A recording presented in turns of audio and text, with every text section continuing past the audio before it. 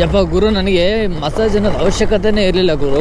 ನಾನು ಈ ರೋಡ್ಗೆ ಬಂದೆ, ನನಗೆ ಬಾಡಿ ಎಲ್ಲ ಟಕ ಟಕ ಟಕ ಟಕ ಟಕ ಟಕ ಅಂತ ಇದೆ. ನನ್ನ ಗಾಡಿ ನೋಡಿ ಯಾವ ಸೌಂಡ್ ಬರ್ತಿದೆ.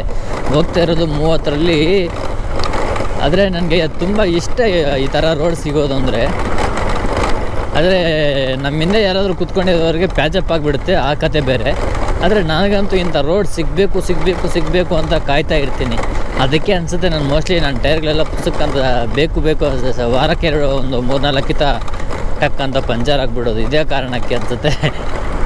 ಆ್ಯಕ್ಚುಲಿ ನಾನು ಈ ಥರ ಆಫ್ ರೋಡ್ಗಳಲ್ಲಿ ಹೋಗ್ತಾ ಇರ್ತೀನಲ್ಲ, ಅಲ್ಲಿ ಪಂಚರ್ ಆಗಲ್ಲ, ರೋಡ್ಗಳಲ್ಲಿ ಪಂಚರ್ ಆಗ್ಬಿಡ್ತಿದ್ದಾವೆ. ನಾವೇನು ಮಾಡೋಕ್ಕಾಗತ್ತೆ ಗುರು?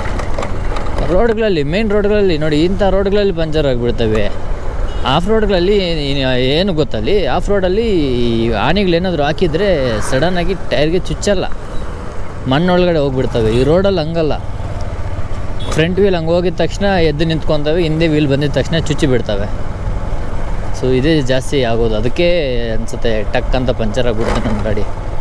ಒಟ್ಟಿನಲ್ಲಿ ನೋಡಿ, ನನ್ನ ಕಡೆಯಿಂದ ಒಂದು ಸಜೆಷನ್ ಅಂದರೆ ಇದೆ. ಯಾರಾದರೂ ಆಫ್ ರೋಡ್ ಮಾಡಬೇಕು, ಇಲ್ಲ ನನಗೆ ಬಾಡಿ ಮಸಾಜ್ ಬೇಕು, ನಮ್ಮ ಹತ್ರ ಸುಮ್ಮನೆ ಯಾಕೆ ಇವ್ರಿಗೆ ದುಡ್ಡು ಪೇ ಮಾಡಬೇಕು, ಅದೇ 1 ಲೀಟ್ರ್ ಪೆಟ್ರೋಲ್ ಹಾಕ್ಸ್ಕೊಂಡು ಈ ರೋಡಲ್ಲಿ ಸ್ವಲ್ಪ ಗಾಡಿ ಓಡಿಸಿದ್ರೆ ಸಾಕಲ್ಲ ಅಂತ ಅಂದ್ಕೊಳ್ಳೋರು ದಯವಿಟ್ಟು ಈ ರೋಡ್ಗೆ ಬನ್ನಿ, ಎಂಜಾಯ್ ಮಾಡಿ. ಮತ್ತೆ ಸಿಗೋಣ ಮುಂದಿನ ವಿಡಿಯೋದಲ್ಲಿ. ಬಾಯ್.